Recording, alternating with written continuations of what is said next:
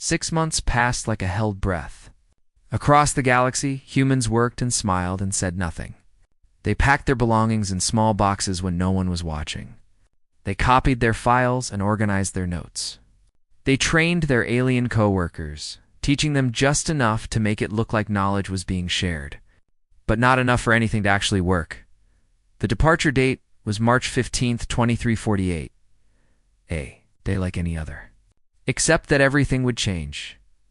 Engineer Jin Ho was 28 years old. He had worked on the Tirani space station for 6 years, maintaining the life support systems that kept 300,000 aliens alive. He knew every pipe, every filter, every circuit. The station breathed because Gin-ho made it breathe. On his last week, Gin-ho created a manual. It was 2,000 pages long, written in simple words with clear pictures. Every system was explained. Every problem had a solution. He spent 3 nights without sleep, making sure nothing was missed. When he presented the manual to his supervisor, a Tirani named Goral, the alien barely looked at it. "What is this?" Goral asked. "Instructions," Jin-ho said. "For the life support systems? I am leaving, and I wanted to make sure you have everything you need." Goral made a sound that might have been a laugh. "We do not need human instructions. The systems run themselves. That is why we bought them." Jin-ho wanted to explain that the systems did not run themselves. He wanted to say that he spent 40 hours every week fixing small problems before they became big problems. He wanted to tell Gorel that without constant attention, the filters would clog in 3 weeks and the air would turn poisonous in 5. But he said nothing. He simply bowed politely and left the manual on Gorel's desk. Goral threw it in a storage closet without opening it. On the medical station Harmony, Dr. Suman was saying her own goodbyes. She had been chief medical officer for 15 years. In that time, she had saved more than 40,000 lives. Aliens came to her from across the galaxy because she was the best. She never lost a patient if there was any chance to save them. Her office was filled with gifts from grateful families. A crystal from a Villani mother whose child Suman had healed.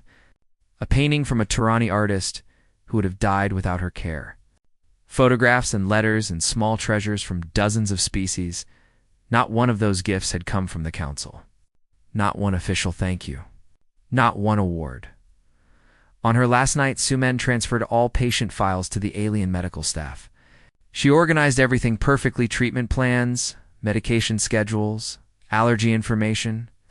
She spent hours explaining important cases to the nurses who would replace her. One young Tirani nurse watched her with confusion. "Why are you doing all this?" she asked. "You are leaving. It is not your problem anymore," Suman smiled sadly. "Because these are my patients. Because I care about them, even if I am leaving. Because that is what humans do." The nurse did not understand, but she would understand soon. In her quarters that night, Suman allowed herself to cry. She looked at the station through her window, at the lights in thousands of rooms where patients were sleeping.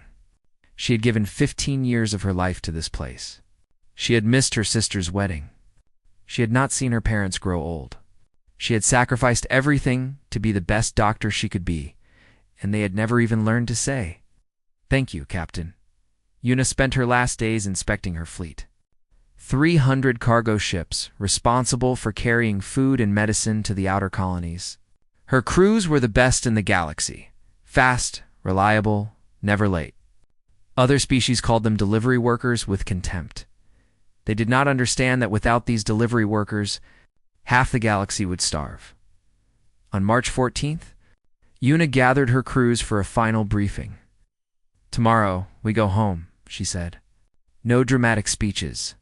No angry messages. We simply leave. Our ships are clean. Our cargo holds are empty. Everything is in order." She paused and looked at their faces, young and old, tired and hopeful. "I am proud of all of you. I am proud of what we have done. And I am proud of what we are about to do." That night, Ambassador Taiho sat in his office one last time. He wrote a single message to the Council, effective immediately. "All human citizens are withdrawing from Galactic Council space. Our membership is hereby terminated. We thank you for the opportunity to serve. We wish you prosperity in the future." He did not complain. He did not list the insults, or the stolen technology, or the broken promises. They knew what they had done. If they did not know, they would learn. At midnight, Galactic Standard Time, every human in Council space began to move. Ships launched from 1,000 stations. Transports lifted off from 100 worlds. Shuttles carried families who had lived among aliens for generations. They left behind clean apartments and organized offices. They left behind instruction manuals and patient files. They left behind everything except themselves. Director Mingy was the last to leave the Jump Gate Control Center. She had spent 20 years of her life in this room, keeping the galaxy connected. Every gate answered to her commands. Every jump was possible because of her work. She turned off her console, picked up her bag, and walked to the door. For a moment, she looked back at the dark screens and silent machines. "Good luck," she whispered to no one. Then she was gone. By morning, Council space was quiet.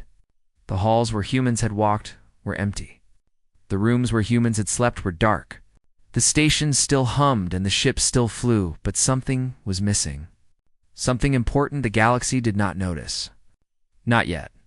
On Station Meridian, Counselor Veth woke up and called for his morning report. No one answered. His human assistant had always brought him reports. His human assistant was gone. Veth made a sound of annoyance and walked to the council chamber. He would complain about this. Humans were always so unreliable. He did not understand that the era of human service was over. He did not understand that the galaxy had lost something it could not replace. He did not understand anything at all, but he would learn. They would all learn. The silence had begun. The first day after the humans left, the galaxy thought everything was fine. Systems were running. Lights were on. Ships were flying. Aliens went about their business, and if they noticed empty chairs where humans used to sit, they did not think much about it by the third day. Things began to change. Station Master Goral stood in his control room, staring at a warning light he had never seen before. The light was red. Red meant something was wrong with the life support system. But life support had never failed before. It had always just worked. "What is this?" he demanded. His technicians looked at each other. They were Tyranni, trained for basic operations. Complex repairs had always been handled by the humans. "By Ginho." "The filters," one technician said nervously. "They are showing contamination. The system says they need to be replaced. Then replace them. We do not know where the replacement filters are stored." Gorel's forearms tightened with anger. "Find them. Now." They searched for 6 hours. They found the filters in a storage room exactly where the manual said they would be. But none of them had read the manual. The manual was still in the closet where Gorel had thrown it. By the time they installed the new filters, the air quality had dropped to dangerous levels. 47 people went to the medical bay with breathing problems. The medical bay was understaffed because the human doctors were gone. On Station Harmony, the situation was worse. Dr. Suman's carefully organized patient files sat untouched in the computer system. The alien doctors knew they existed, but they did not understand her system. They could not find the right records. They mixed up medications. They missed important allergies. In the first week, 12 patients died from preventable causes. The head alien doctor, Velani named Vesser, sent an urgent message to the council. "We need help," she wrote. "We need human doctors. Our mortality rates are rising." The council did not respond. The council had bigger problems. Across the galaxy, food shipments had stopped. Captain Eunice Fleet had been responsible for delivering supplies to 300 outer colonies. Without her ships, the supply chain collapsed. On the colony world of Fenris, a Torani official named Palax watched his people line up for rations. They had expected a food shipment 5 days ago. It had not come. No one knew when the next one would arrive. "Where are the cargo ships?" a citizen demanded. "They are coming," Palax said, though he did not believe it. The humans always came on time, every week, without fail. What happened? Palax had no answer. He had never thought about the cargo ships before. They had simply appeared like sunrise, like rainfall. He had never wondered who made them appear. Now he wondered. Now everyone wondered. The jump gates began failing on day 7. Director Minji had kept the network running through constant adjustments. She had monitored 1,000 small signals, fixed 1,000,000 tiny errors, prevented problems before they could start. Her work was invisible because she had been so good at it. The galaxy never saw the disasters she prevented. Now those disasters arrived. The first gate to fail was in the Asperni sector. One moment it was working normally. The next moment, it shut down without warning. A cargo ship carrying medicine for a plague-struck world was left stranded, its destination suddenly unreachable. The second gate failed an hour later. Then a third. Then a fourth. High Arbiter Melix called an emergency council session. This is sabotage, Counselor Veth declared. The humans have destroyed our infrastructure. This is an act of war. There is no evidence of sabotage, another counselor said. Our technicians report that all systems were left in perfect working order. The humans did not break anything. They simply stopped maintaining it, then ordered them to return. They are members of the council. They must obey. They were members. They terminated their membership. Legally, they are no longer under our authority. Vest's blue skin turned dark with anger. Then send ships. Bring them back by force. The chamber fell silent. Finally, High Arbiter Melix spoke. His voice was old and tired. Bring them back to do what? Force them to fix our gates. Force them to deliver our food? Force them to heal our sick? He paused. They were not our slaves, Counselor. They were partners.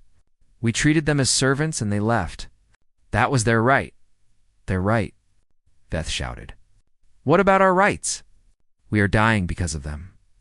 We are dying because of ourselves, Melix said quietly.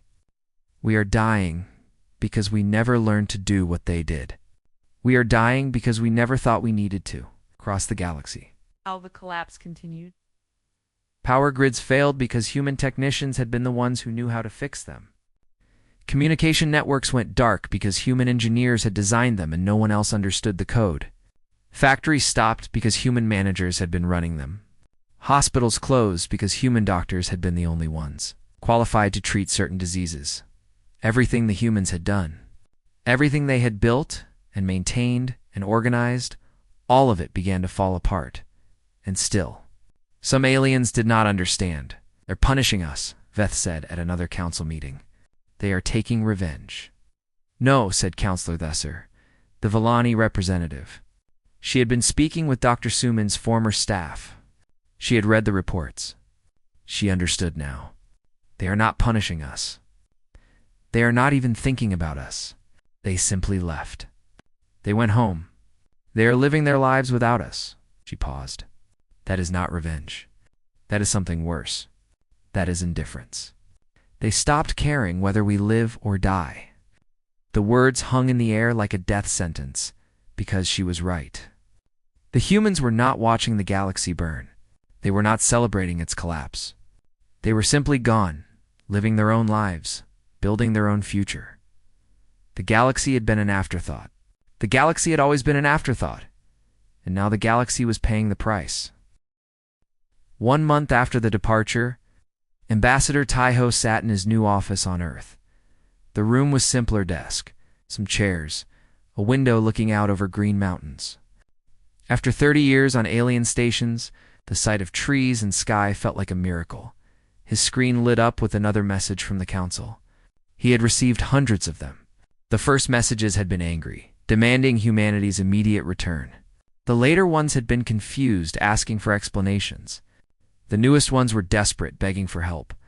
Taiho read the latest message from Counselor Veth, Ambassador Taiho. On behalf of the Galactic Council, I request an emergency meeting to discuss humanity's return to Council space. Your presence is required immediately.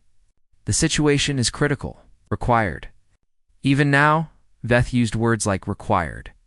Even now, he gave orders instead of asking questions. Taiho deleted the message and looked out his window.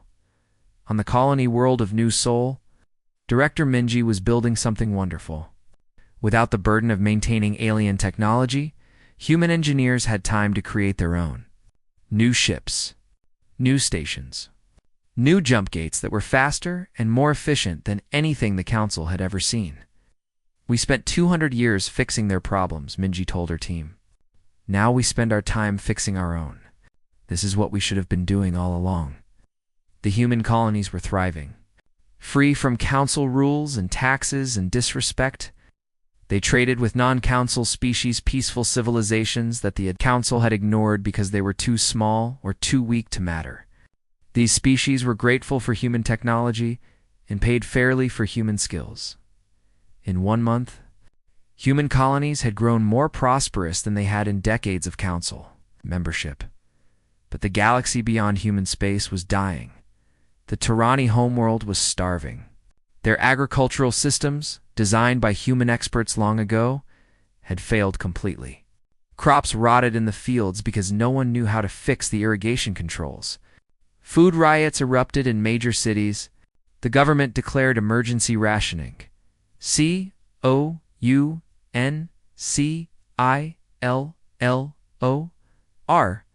Veth made a speech blaming humanity for sabotage. He called humans traitors and cowards. He demanded military action, but the Tirani military could not act. Their ships used human-designed engines that needed human maintenance. Half the fleet was grounded with mechanical failures. The other half was busy protecting food shipments from pirates, and then something unexpected happened.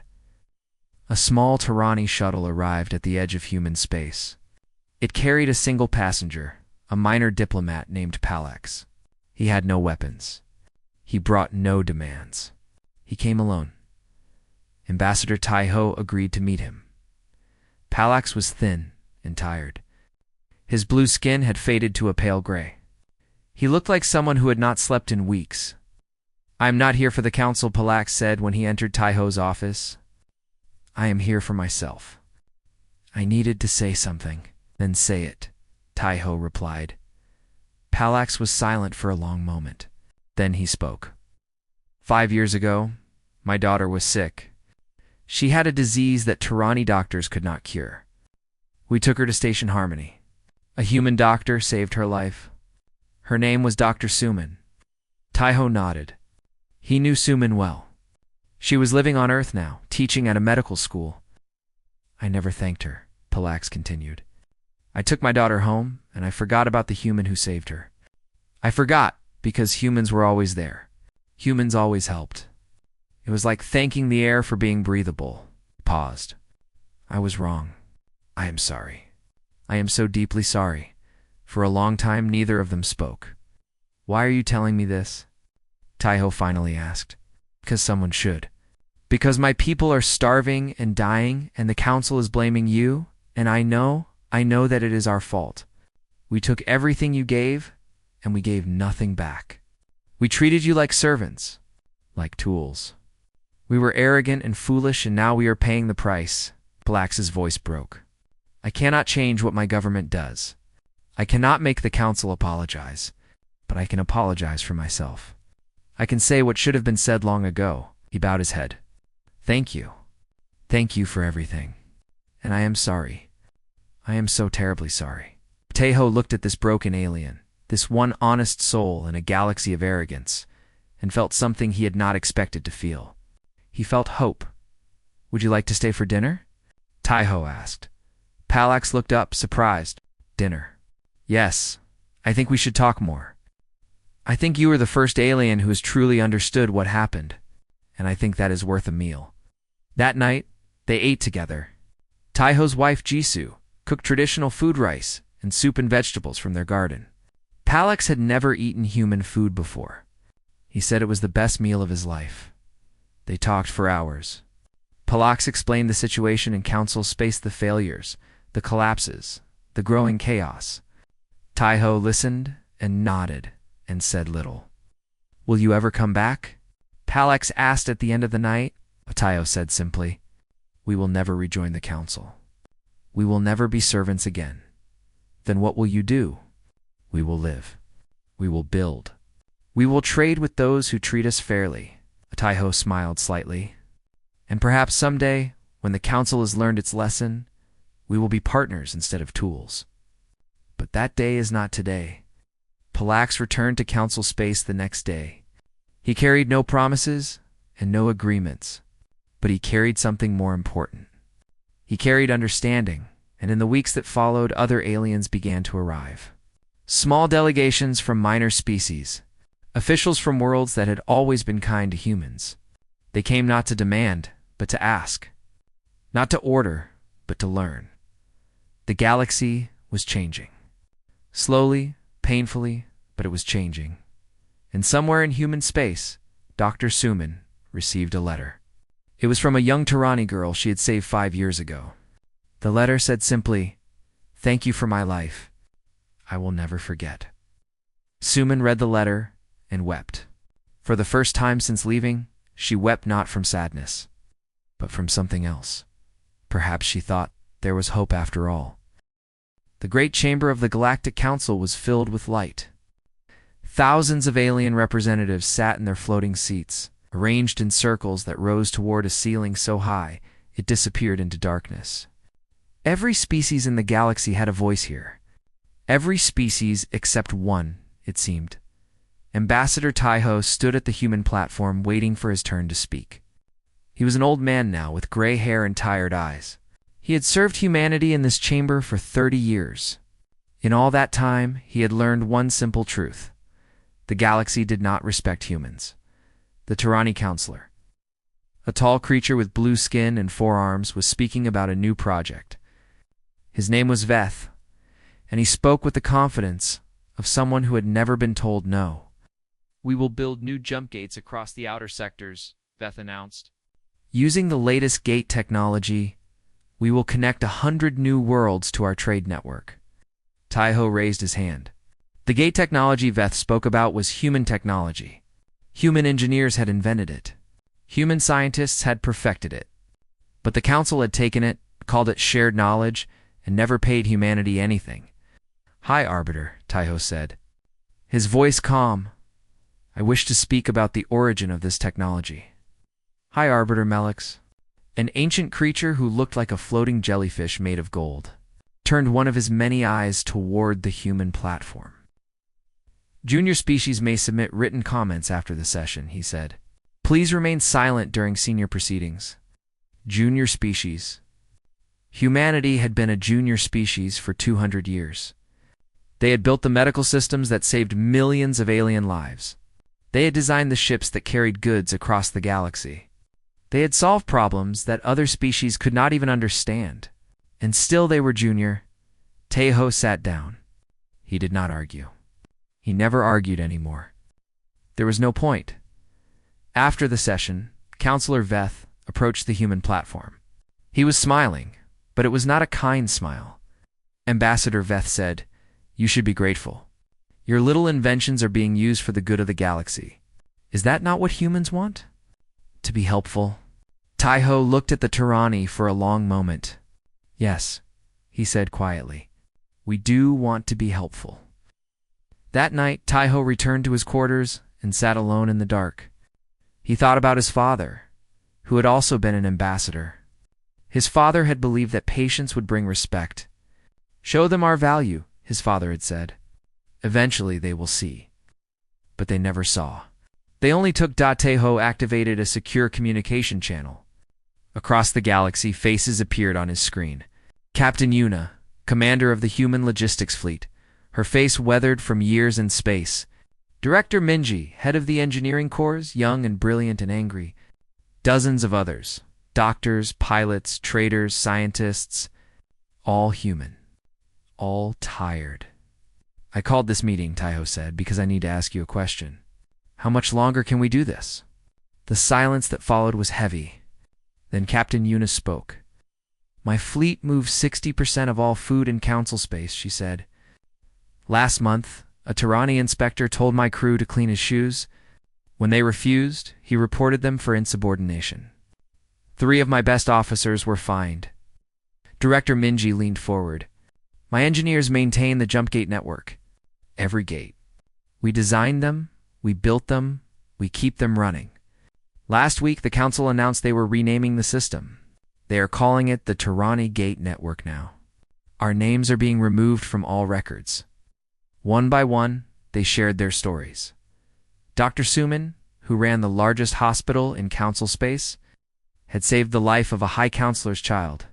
The counselor had thanked the hospital, but never mentioned Suman's name. Pilot Yunji had rescued a colony ship with 10,000 passengers. The official report credited automated systems. Humans were everywhere in the galaxy. They fixed things. They built things. They saved lives. And they were invisible. So I ask again, Taiho said. How much longer? What are our options? Captain Yuna asked. War? We cannot fight them. They have 1,000 ships for every one of ours. Not war, Director Mingi said. Her voice was very quiet, but everyone stopped to listen. Something simpler. We leave? Leave. Someone asked. Leave, Mingi repeated. No fight. No angry words. No demands. Just go. We take ourselves, our skills, our knowledge, and we go home. Let them discover what we actually do. Let them learn what it means when we are not here. Taiho felt something stir in his chest. It was not anger. It was something else. It was the feeling of finally understanding what to do. They will try to stop us, Captain Yuna said. They cannot stop us, Minji replied. We are not slaves. We are members of the council. Members can leave. It is written in their own laws. They will say we are abandoning them. We are not abandoning them. We are choosing not to serve those who do not value us. There is a difference. The meeting continued for hours. They discussed plans, timelines, logistics. Minji had clearly been thinking about this for a long time. Every detail was considered. They would train replacements poorly, but enough to say they tried. They would archive their work. They would leave no sabotage, no broken systems. Everything would be in perfect order, and then on a day they would choose. Every human in council space would leave. Quietly, completely, all at once. 6 months, Taiho said finally. We need 6 months to prepare. Can we keep this secret? The council does not pay attention to us, Captain, Yuna said with a bitter smile. That is their weakness. They will not notice until we are gone. When the meeting ended, Taiho sat alone again. Through his window, he could see the great station where the council met, glowing against the stars. For 200 years, humanity had tried to earn respect through service. It had not worked. Now they would try something else. They would teach the galaxy a lesson it would never forget. And they would do it without firing a single shot. The countdown had begun. 1 year after the departure, the Galactic Council was a shadow of what it had been. Half its member species had left. Trade routes had collapsed. Entire sectors had gone dark. The great chamber on Station Meridian, once filled with thousands of voices, now held only a few hundred tired representatives. High Arbiter Melix was dying. Everyone knew it. The ancient creature had lived for 3,000 years, but even he could not live forever. Before he died, he wanted to do one thing: speak with the humans. He sent a personal request to Earth, not a demand. Not an order. A request written in humble words that surprised everyone who read it. President Hedgen. The leader of the United Human Worlds considered the request for 3 days. Finally, she agreed, but she did not go herself. Instead, she sent someone else. Captain Yuna was now Ambassador Yuna.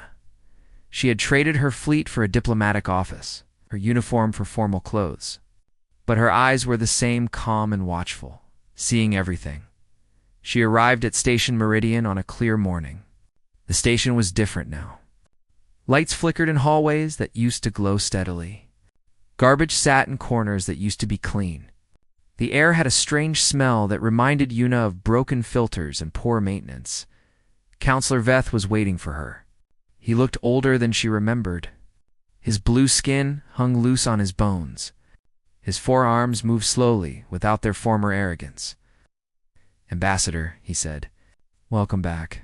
I'm not back, Yuna replied. I am visiting. She was taken to Melix's private chamber. The High Arbiter floated in a tank of special liquid that kept his ancient body alive. His golden light had faded to a dull yellow. His many eyes blinked slowly, Captain Melek said. His voice was weak. No. Ambassador now. I forget. Hi, Arbiter. Una bowed slightly. You wanted to speak with me? I wanted to apologize. The words hung in the air. Una had not expected them. For 200 years, humanity served the Council, Maliks continued. You built our ships. You healed our sick. You fed our hungry. You solved our problems. And we treated you like children. We stole your inventions and called them ours. We ignored your voices and called you Junior. We took everything and gave nothing. He paused, his breathing shallow. I knew. I always knew. And I did nothing. Because it was easy. Because it was convenient. Because I did not care enough to change. Una said nothing. She let him speak. I am dying, Ambassador. Soon I will be gone, and I will take my shame with me. But before I go, I wanted you to know I am sorry. Not for the Council. For myself, I am sorry. For a long moment, Una watched the dying creature. She thought about her father, who had served on human cargo ships for 40 years. She thought about her grandmother, who had been a scientist and whose discoveries had been credited to alien researchers. She thought about all the generations of humans who had given their lives to a galaxy that never said thank you. I accept your apology, she said finally. For yourself, not for the Council. Melix's eyes closed slowly. That is more than I deserve. Later that day, Una met with what remained of the Council. The chamber was nearly empty. The great floating seats rose toward a ceiling that seemed darker than before, as if the light itself was dying. Councillor Vesser, the Volani representative, spoke first. Ambassador Una, we have prepared a formal petition. The Council wishes humanity to rejoin. We offer full membership, equal voting rights, and recognition of all past contributions. Una read the document carefully. Then she set it down. We decline, she said. The chamber went silent. We will never rejoin the Council. That chapter of our history is closed. But we are willing to discuss a different relationship. She looked around the room at the tired, frightened faces. Humanity is willing to help. But not as members. Not as servants. As partners. As contractors. We will share our skills, but we will be paid fairly. We will repair your systems, but you will respect our workers. We will trade with you, but the terms will be equal. You want payment? Beth demanded. You want us to pay for what you used to give freely? We never gave freely, Una replied calmly. We gave in exchange for respect. You did not pay, so we left. Now, if you want our help, you will pay. That is how partnership works. The negotiations took weeks. Many Council species complained. Some refused entirely. But slowly, agreements were reached. Human engineers returned to fix the jump gates for payment. Human doctors returned to the hospitals for respect and proper recognition. Human traders returned to the shipping lanes as independent operators, not servants. It was not perfect.